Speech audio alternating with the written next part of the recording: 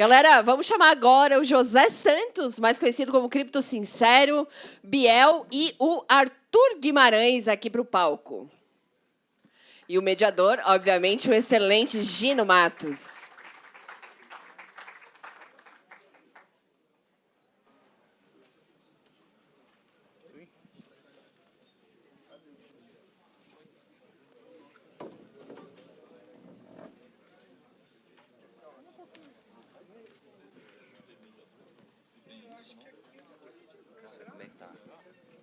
Oi.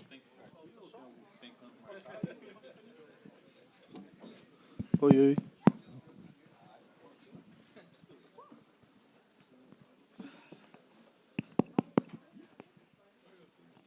E aí, pessoal, boa tarde. Obrigadão a todo mundo por colar aí. Agora a gente vai falar sobre RWA, tokenização, um assunto que está super em alta. Estou aqui com meus convidados, Zé Cripto Sincero, com Biel, com Arthur, que entrou aí para substituir o Michel, que teve um probleminha na passagem, mas, pô, altamente qualificado também. E eu vou pegar emprestado, já que eles são muito chiques e estão sempre viajando aí, frequentando eventos, ficando por dentro do que está acontecendo em tokenização. Eu quero começar o papo aqui perguntando, pode ser daqui para lá, para a gente começar perguntando para o Zé. Zé, recentemente a gente teve aí a Token 2049, que foi um evento em Dubai. O Dubai que está sendo aí a meca da tokenização, depois do Brasil, porque muita gente talvez não saiba, mas o Brasil é vanguarda quando o assunto é tokenização. A gente já tokeniza muita coisa aqui que o Tio Sam só está começando a olhar agora, principalmente o sandbox regulatório. A gente já vai para o segundo aqui no Brasil e o Tio Sam não tem nem o primeiro ainda. Está só no cheirinho lá. Então, Zé, a minha pergunta para você é, o que você viu de interessante na Token 2049 em termos de RWA que, cara, chamou a sua atenção nesse papo de tokenização, como a gente estava falando de bastidores, é um conceito muito abrangente. Show. Alô, boa tarde. Bom, uma das principais narrativas durante o evento, o Token 2049 lá em Dubai, o primeiro foi stablecoins, ainda não tinha aprovado, né, a Genius Act, então estava muita gente discutindo e buscando entender como que, né, seria esse movimento, pensando aí em questão de pavimentação desse mercado e também, né, abrir novas portas para que players possam entrar nesse mercado e começar a construir.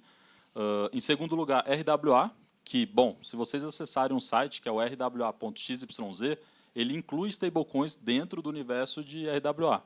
Então, esse era o segundo tema, né? Então, vamos lá. RWA, né? Se você for considerar o primeiro e o segundo tema ali como os principais tópicos mais falados, palcos, side events, etc. E o terceiro é AI.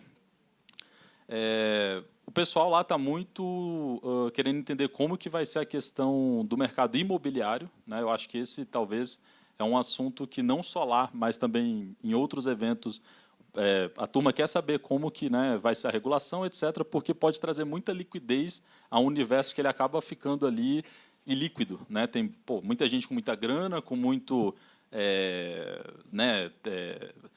imóveis de modo geral, e essa turma está pensando, cara, como que eu vou, né, usar esse capital que ele está ali parado e eu poderia ter uma liquidez a partir disso. Então, o principal ponto foi esse, né, que o pessoal estava discutindo nesses eventos. E basicamente foi isso, cara. Assim, o principal foi mercado imobiliário. Aí a gente pode ir abrindo e comentando um pouco mais sobre isso. Boa. E antes de eu passar para o Biel, deixa eu só... Desculpa, é o TDAH. Eu esqueci de perguntar isso antes de começar as perguntas. Mas, galera, quem não está familiarizado com o termo tokenização, RWA, levanta a mão, só para a gente poder passar por isso e não ficar ninguém perdido no assunto. Todo mundo aqui está por dentro do que é tokenização, RWA. Tokenização é eu representar algo do mundo real dentro da blockchain. Então, se eu tenho aqui R$5, eu emito 5 tokens de R$1 na blockchain, esses meus R$5 estão representados dentro da blockchain. Esse é o conceito mais simples de RWA, que é stablecoin, e a gente vai abordar aqui. Então, quando a gente falar de tokenização, é só imaginar que é algo que tem aqui uma cadeira, um copo d'água, que está representado por um token dentro da blockchain. E aí, agora, passando para o Biel. Biel, você que também frequentou outros eventos, além do Token 2049, lá em Dubai, conseguiu pegar perspectivas de outros papos que estavam rolando por lá. O que também saltou para você? Cara, vamos lá. A questão, tipo assim, de tokenização, vamos começar pelo básico aqui que você explicou. A gente hoje tem duas variações principais na questão de tokenização. E uma das coisas que eu percebi no 2049 é que eles estão muito à frente na questão do futuro. Porque quando eu cheguei no Brasil, eu vi muitas pessoas comentando e falando, pô, mas só falou de stablecoins, só falou de real estate. O que acontece? Vamos começar aqui falando sobre tokenização. Você comentou como é que funciona, porém, hoje tem dois tipos de tokenização, que é a tokenização do ativo digital e tem a tokenização do ativo do mundo real, que é o Real World Asset. O que acontece? Stablecoins, quando a gente fala de USDT, por exemplo, é um Real World Asset. E muitas pessoas ainda não entendem essa diferença.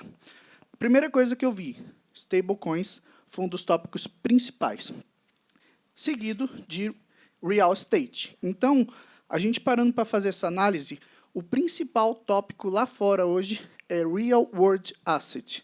A gente já teve a propagação do Bitcoin, a gente já teve a propagação de outros ativos digitais, e hoje o que eu vejo que é assim, o macro lá fora são os ativos do mundo real. É o que eu vejo assim, tipo, majoritariamente lá fora.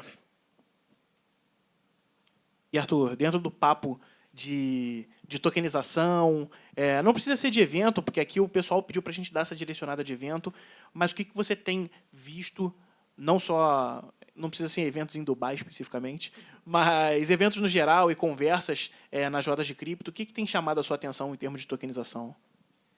Cara, boa noite, pessoal, tudo bem? O que eu acho que está mais interessante, assim, que eu acredito que vai ser a grande jogada do mercado agora, que, cara, o Bitcoin, eu gosto muito de Bitcoin, é a maior parte da minha carteira, mas o Bitcoin está chegando num momento que ele está cada vez com um market cap maior. Ele já é mainstream, todo mundo está dentro dele. E eu acredito que em algum momento, já está acontecendo, mas vai começar a virar um mainstream também, que a galera vai começar a enxergar o Ethereum como treasury, como algo para colocar em capital de empresa, assim como está sendo feito com o Bitcoin. E quando a gente pensa em Ethereum, principalmente os grandes pensam, eles pensam no Ethereum na questão de RWA, na questão de tokenização. Tanto que a BlackRock criou o Build justamente para isso, né? Justamente para focar nessa parte de tokenização. Então, cara, eu acho que a grande sacada agora que vai fazer o Ethereum crescer, talvez que o crescimento que ele não teve nesse ciclo, a força que ele não teve, vai ser o momento em que, os institucionais, os grandes, começaram a ver o Ethereum como RWA, para criar projetos de RWA, que já está acontecendo, mas algo realmente efetivo, e também colocar o Ethereum como treasury, que eu acredito que essa talvez seja uma grande jogada do mercado para o futuro. Isso já está acontecendo, a gente viu com a empresa SharpLink, já tem uma grande quantidade de Ethereum em seu treasury, né? Então, eu acredito que a grande sacada para o crescimento do RWA, cara, vai vir desse lado, a hora que começarem a enxergar o Ethereum. Eu acho que dos stablecoins, a gente já tem muito stablecoin, né? E temos muitas fortes, né? A Circo agora está na bolsa sendo negociado. Então, assim, eu acho que, apesar que eu acho que stablecoin dá para crescer também ainda, mas eu acho que o RWA, com a proposta realmente de vir e crescer na Ethereum, eu acho que isso vai ser pode ser a grande sacada para o próximo ciclo, que vai ser do ano que vem até os próximos 4 anos. Boa. Eu vou aproveitar, então, o gancho que você já deu de stablecoin para começar, porque stablecoin é RWA, não deixa de ser, né? E te perguntar sobre a questão, você mencionou o mainstream, né? E, cara, quem acompanha a cripto nos últimos meses, talvez assim como eu, esteja cansado de ler sobre stablecoin, eu não aguento mais, porque todo dia algum banco, alguma empresa vai lançar a própria stablecoin. É a Stripe comprando emissora de stablecoin, é o banco não sei o que lá das contas quer emitir, é Tether com mais não sei quem. E, cara, acabou que tá furando a bolha. A gente não tá vendo só empresas de cripto falando disso. A gente tá vendo bancos, a gente tá vendo a Stripe, que é gigantesca no ramo de pagamento, querendo entrar nessa questão de stablecoin. Como você vê as stablecoins que você mesmo disse que ainda podem crescer bastante, levando o cripto pro mainstream, cara? Parando de ser algo que a gente aqui, que transaciona em cripto, usa para poder comprar... seja para deixar em yield, né, em rendimento, seja para comprar outros ativos. Como é que você vê esses stablecoins levando o cripto mais ainda para o mainstream, que nem o Bitcoin está fazendo? Cara, se você entrar no blog da Binance, para você aprender sobre cripto, no primeiro aprendizado que você vê lá, ela vai falar que você não comprar Bitcoin. Ela vai falar para você comprar uma stablecoin. para você fazer a primeira compra de cripto. Porque, vamos supor, mesmo que o stablecoin não tenha a mesma segurança que o Bitcoin, é a melhor forma de você começar, porque é estável. O Bitcoin, mesmo sendo o ativo top, ele tem uma certa volatilidade. Então, eu acho que vai ser a forma melhor. Pode ser que uma stablecoin que realmente se acaba se tornando o nosso meio de pagamento, apesar que o Bitcoin sempre foi o sonho do Bitcoin se tornar um meio de pagamento, desde que ele iniciou, pode ser que uma stablecoin comece a ser utilizada como já, em partes, hoje a gente já utiliza isso bem, né, cara? Via cartão de crédito. Mesmo que ele faz a conversão, mas tem muita gente usando cartão hoje que é via stablecoin. Então, assim, eu acho que as stablecoins, talvez elas que vão fazer o mercado cripto ganhar realmente um mainstream, pode ser até um meio de pagamento, porque já daria para fazer isso. E agora que os Estados Unidos abriu as pernas, cara, abriu as portas para a regulação chegar com tudo, então eu acho que a gente tem um espaço. E tem até uma palestra que eu achei muito boa do Cassa, que eu vi ele falando, que stablecoin é muito bom, cara, porque tipo, você está imprimindo dinheiro, é o melhor negócio do mundo, né, cara? O melhor negócio do mundo é imprimir dinheiro. Não tem negócio melhor que esse, não, é? Não é à toa que todo dia na receita diária, quando você vai conferir, os protocolos que mais ganham em taxa são Tether e Circle, emissores das duas maiores stablecoins do mercado, né? E você, Biel, como é que você vê esse movimento das stablecoins levando o cripto ainda mais para o mainstream, trazendo essa roupagem de cripto para a galera que está na Web 2 ainda? Bom, vamos lá. O que eu sempre analiso? Hoje, a grande maioria que entra no mercado cripto tem a dificuldade de saber, principalmente, quanto que custa um Bitcoin. Quando você fala na questão de dólar, quando você fala na questão de real, ainda é uma forma mais amigável, principalmente daqueles que ainda não estão no mercado. Porque, para você explicar o que é um Bitcoin, para quem não entende nada, você está falando grego. Agora você vai falar assim, ó, tem uma criptomoeda que o lastro dela é no dólar. Então, quanto que vale um dólar? Ah, vale 5,50 hoje. Ok, então fica mais fácil. Agora, se você tiver que falar sobre o Bitcoin, primeiro que você vai ter que falar sobre quantos dólares que vale. Depois você vai ter que fazer a conversão para real. Então, você já acaba bugando a mente da pessoa. Então, para a pessoa que está entrando no mercado, eu acho que as stablecoins ainda é o melhor caminho. Por quê? Por causa da questão de estabilidade e pela questão de que você pode falar, ó, isso daqui é pareado no dólar. Muito mais fácil de você explicar para a pessoa que está começando. Então, para a questão de adoção, para a questão de estabilidade, é a porta de entrada hoje para as pessoas. Boa. E o Arthur comentou ali, Zé, a questão dos Estados Unidos abrir as pernas para a regulamentação, né? Tanto é que não tem só o Genius Act, que é a proposta que está mais avançada, passou do Senado, foi para a Câmara. Tem também o Stable Act, que nasceu do lado contrário, nasceu na Câmara, mas ainda não passou para o Senado. E aí, cara, dentro desse mundo onde a gente está vendo, e vale ressaltar que essas propostas são para stablecoins de pagamento, especificamente para pagamento. Você vê com bons olhos com bons olhos não, você acredita nessa previsão que o pessoal faz de virar um mercado trilionário até 2030? Você acha que as stablecoins, com base no que a gente está vendo hoje, vão virar um mercado trilionário até 2030? Porque, são 5 anos só. Tudo bem que cripto é ano de cachorro, né? 1 ano é 5, mas... Se não me falha a memória, a última vez que eu vi esse RWA.xyz, ele é um agregador, né? Ele agrega, né, informações sobre RWA de várias fontes. Eu acho que estava em 270 bi. Né? Então, se a gente falar em 30, você falou? Ou 3? Tá, mas quanto que você falou de valor? Cara, são de 1,3 até 3 bilhões. Até 3 trilhões, perdão. Cara, eu acho bem factível, na verdade, porque a gente está vivendo um momento novo no mercado cripto, onde a adoção, né, ela tende a... foi aprovada a Genius Act agora. Em breve, a gente vai começar a ver muitos players querendo, né, fazer parte desse mercado e ganhar com ele. Isso é uma coisa, inclusive, que muita gente estava esperando isso acontecer para poder vir para o mercado. Então, assim, eu acho bem factível. Na verdade, eu acho que vai ultrapassar esse número.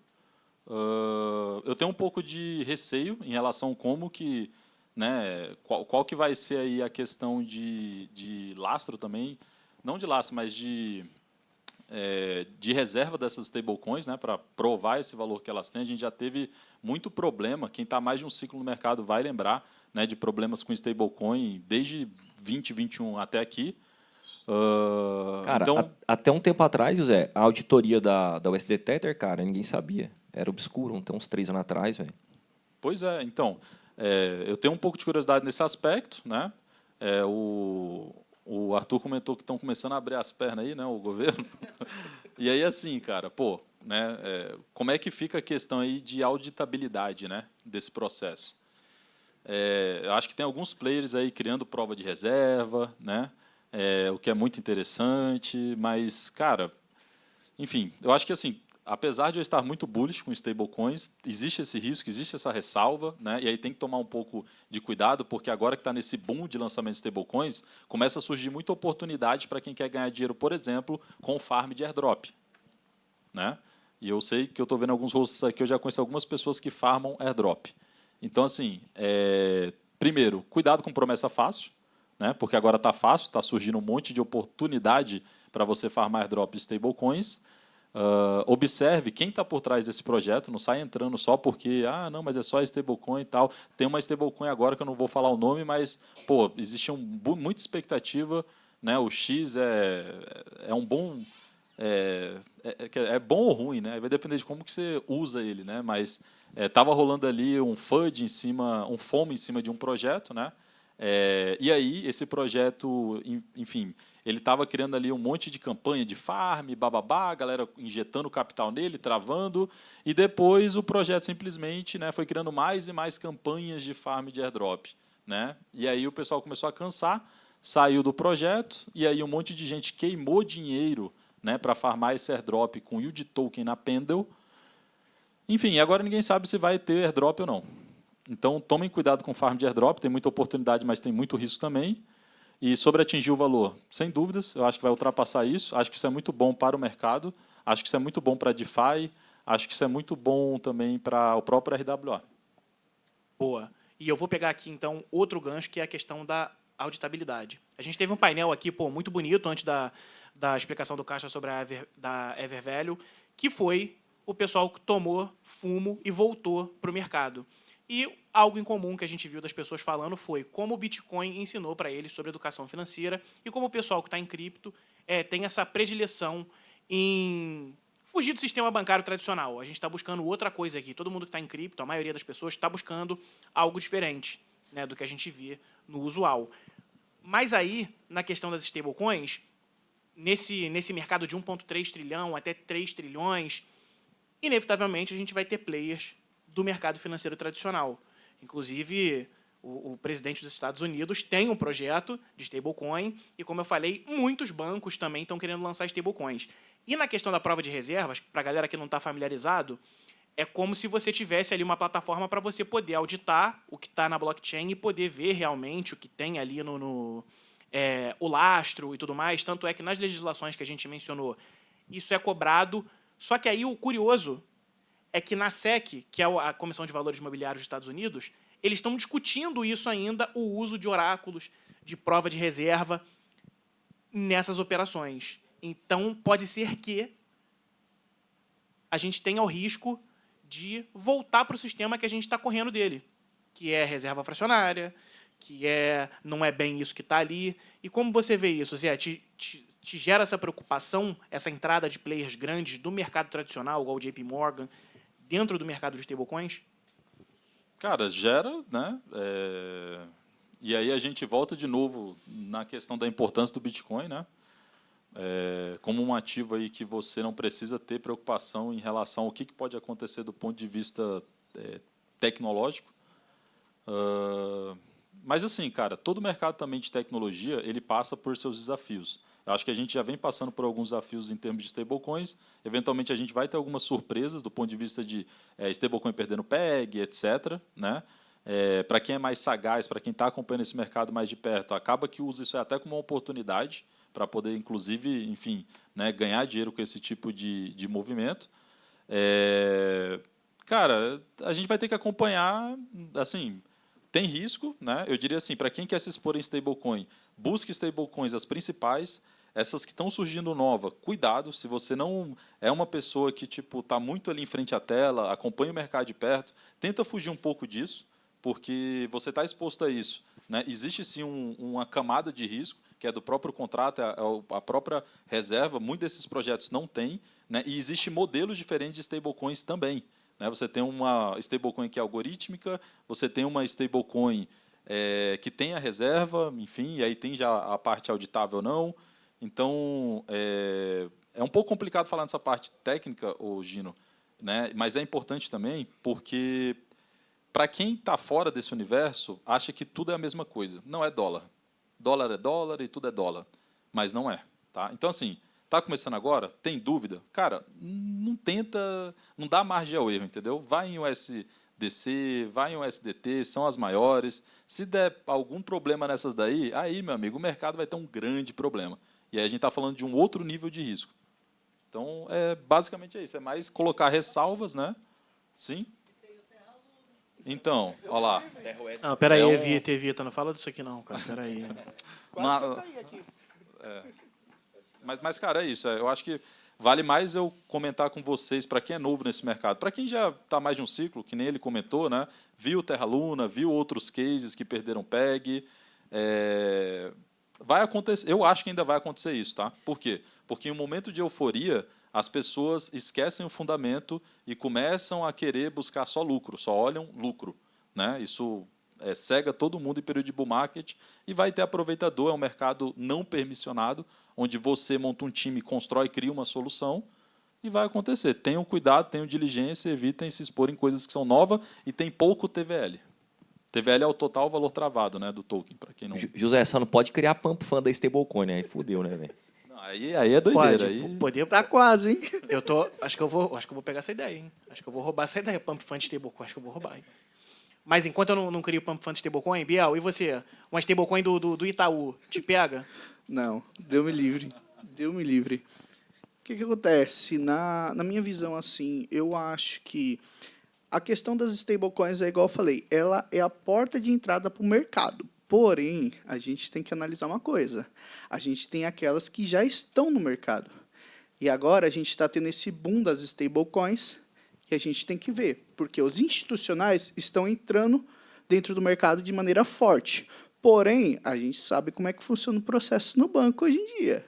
Então, o que eu paro para analisar? Sempre a gente tem que ver a questão de stablecoins auditadas. Se tiver uma certificação, se tiver tudo certinho, bonitinho, ok. Mas, mesmo assim, a gente tem que sempre tomar cuidado. Por quê? Porque stablecoins, por exemplo, vamos supor, dos Estados Unidos. A gente tem a questão do Trump. Quem garante que a empresa que está auditando não seja uma empresa que está corrompida ali para fazer isso aí? A gente tem essa questão também. Então, hoje, a questão das stablecoins, eu ainda continuo com o SDT e o SDC. Questão dos institucionais eu vou deixar mais para frente. Quando eles ganharem corpo e mostrarem que vieram para realmente solucionar problemas do mercado e fazer algo bom, aí eu posso pensar em talvez utilizar outras stablecoins. Boa. E você, Arthur? Vindo esses grandes bancos para stablecoin, é bom para a gente? Sobe a maré para todo mundo? Ou tem aí essas problemáticas? Cara, você pensa o seguinte... Essa questão vai ser muito complicada, né, a regulação, porque o Federal Reserve ele regula o dólar. Como é que o dólar não tem uma métrica de impressão? Ele imprime o tanto que ele quiser. Então ele vai regular um negócio que ele não faz, né? É uma coisa questionável. Eu não sei como é que isso vai funcionar e até onde que isso vai ser sério, né?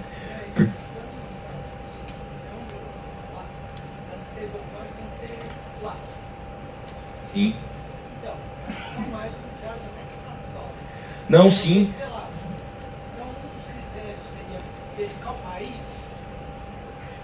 Não, a questão também é que assim, você pode usar lastros diferentes, né? A USD Tether hoje, eu acho que hoje o principal lastro que eles estão utilizando são títulos públicos de curto prazo. Que é o quê? Comprar a dívida do governo americano de curto prazo. Porque isso, na teoria, seria o investimento mais seguro do mundo, né? Você comprar a dívida do governo americano. Só que assim, até um tempo atrás, eu não sei como é que está hoje, mas assim, a própria USD Tether, que foi a primeira stablecoin realmente ficar forte no mercado cripto, ela não era auditada. E hoje eu não sei se está 100%, eu não sei se existe essa regra, 1 para 1. Não. Eu sei que o USD Tether tem título privado, podre não, mas tem título de empresas privadas, tem coisa, uma empresa pode quebrar. Assim, se você for pensar muito a fundo, Por exemplo, até o dólar você pode fazer uma reserva em dólar e o dólar dá problema, perder valor, né? Então, assim, a questão que eu estou pegando mais é assim, se eles vão realmente regular para cobrar uma coisa de 1 para 1, 100%, a imprimir um stablecoin tem uma coisa guardada ali, $1 ou algo referente a $1. Talvez a coisa mais segura, do ponto de vista físico, seria ou, de um ponto de vista tecnológico, ou fazer uma reserva em Bitcoin ou fazer uma reserva em ouro, né, igual fazia antigamente. Só que aí também você tem um outro problema, porque você tem um ativo que é flutuante. Então, assim, é uma questão também que, ao mesmo tempo, que é bem complicada, né? Agora, a questão que eu estava falando é o seguinte, é porque como é que o governo vai regular se ele não está fazendo, né? Então vai ser uma coisa bem interessante. Até um tempo atrás eu vi uma matéria que tem um banco, um banqueiro americano entrou com um pedido de abrir um banco, junto à SEC, lá, não sei se é a SEC ou se é a própria Fed que regula isso, e um banco sem reserva fracionária, um banco 1 para 1, um banco seguro. Eles não autorizaram. Seria o banco mais seguro dos Estados Unidos, um banco privado. Por que não autorizou? Porque o sistema está tudo arrebentado. Ele poderia criar uma crise. Pô, esse banco é seguro? Vamos todo mundo para ele. Então, é uma questão que tem que ser muito bem estruturada. Mas eu não tenho certeza, mas hoje eu acredito que essas stablecoins não estão reguladas, não tem um registro, um pedido 1 para 1 ou alguma coisa assim. Mas o mercado cobra muito, né? Porque a USD Tether ficou muito tempo falando, vai quebrar, vai quebrar, vai quebrar. Boa. E saindo um pouco das stablecoins agora, mas continuando em tokenização, e não falta assunto dentro de tokenização agora. Tokenização está parecendo eu quando eu descobri alho torrado para cozinhar, cara. Eu botava alho torrado em tudo. Ia fazer um bolo de cenoura com chocolate, eu botava alho torrado. Ia flambar uma maçã, alho torrado. Era alho torrado em tudo. E aí entrou o mais recente nessa dança agora são as ações. É o mercado de ações, que é um mercado trilionário também, mas que está no comecinho ainda. São 500 e poucos milhões só em ações tokenizadas até agora, e a maior parte dela é dentro da Algorand, e é uma oferta só. Então, assim, na pluralidade, igual começou agora com a Solana, com as Xtox e tal, que está indo para a BNB Chain, está muito no início ainda. E, Arthur, como é que você vê esse mundo das ações tokenizadas está virando uma ponte direta entre o DeFi e o tradicional, porque as ações estão vindo tokenizadas e você está tendo composabilidade dentro da Euler, que é um protocolo de DeFi, está tendo composabilidade a BNB Chain já falou que quer dar composabilidade dentro da Venus, às vezes se usar uma ação da Tesla como colateral para pegar um empréstimo em USDT ou USDC. Pô, maravilhoso. Como é que você vê isso? Você vê com bons olhos, acha que... Cara, eu como um cara que sou de cripto, eu sou um cara 100% cripto, eu acho bem interessante, só que eu fico pensando bastante na questão de segurança.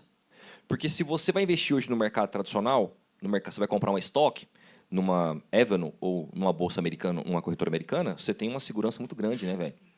Ninguém vai te hackear, ela não vai perder a PEG, a corretora ali, ninguém vai hackear sua carteira, se for descentralizado. Então, se eles conseguirem criar algo que tem uma segurança razoável, até numa corretora pode dar problema, né? Numa corretora de cripto. Então, assim, é uma coisa que eu penso. Mas, por um outro lado, você tem uma acessibilidade muito mais fácil, porque você dá acesso, por exemplo, eu acredito que vão só essas estoques, só vão estoques americanas boas, né? Às vezes, talvez algumas europeias. Então, você dá um acesso muito fácil. Imagina se jogar isso descentralizado. É bem legal, muito fácil, né? Você não precisa... Hoje ainda, até no Brasil, para você investir fora, hoje tem muito mais facilidade, né? Mas tem uma certa burocraciazinha ali, então você consegue ter acesso a esses ativos de uma forma muito fácil, muito interessante. E você pode aí trabalhar com N coisas, né, cara? Com DeFi. Imagina montar uma pool de liquidez aí, Tesla e Disney. Dá para você, sei lá como é que vai ser isso, né, cara? Não, a gente está rindo, mas é totalmente possível, né, cara? Já é possível. Exato. Aí. E entra até na linha do discurso da stablecoin também, que é você poder acessar o dólar de qualquer lugar do mundo, né? Você consegue acessar aí o mercado acionário de qualquer lugar do mundo. E você, Biel, como é que está vendo essas ações? Tá animado? Acha que preferia que fosse outra coisa, o foco fosse dado em real estate primeiro, né? Em imóveis? O real estate é um bom mercado. Mas, assim, na minha visão, o que eu penso? Eu penso que é uma coisa boa, certo? Até porque o mercado cripto ele é para você não ter burocracia, certo? Hoje, para você investir em ações, cara, é uma burocracia danada.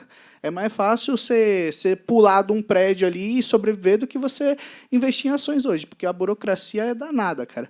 Mas, ao mesmo tempo, eu compartilho da visão do nosso amigo aqui. da questão de segurança, porque eu acho que vai ser o maior desafio, que é a questão de segurança hoje. A gente tem muito contrato que acaba sendo hackeado, corretoras, carteiras que acabam sendo drenadas. Então, a minha preocupação máxima hoje é a questão de segurança. É o único empecilho que eu vejo hoje para esse mercado se tornar real hoje. E você, Zé, como é que tá vendo esse... Porque cresceu rápido. Lançou a Xtox na Solana, completou 3 semanas, saiu de menos de 10 milhões, já passou de 50 milhões agora. Então tá muito rápido, tá galopante. O setor todo de RWA tá, mas essas ações estão crescendo muito rápido. Como é que você vê isso, até numa questão multi-chain? Porque começou na Solana, aí as Xtox estão expandindo agora para a BNB Chain. Quando será que vai vir para a Hyperliquid? Na Hyperliquid chegou na última semana. Tem um protocolo chamado Unity. Esse protocolo ele adquiriu um ticker chamado SPY, que representa o índice da S&P 500 em blockchain. Em breve, no ecossistema Hyperliquid, será possível você usar, né, o índice da S&P 500 para usar de collateral, né, seja em um protocolo de lend and borrow. Então, você vai poder deixar isso travado lá e pegar dólar, pegar Bitcoin ou alguma coisa, e você vai deixar isso como garantia.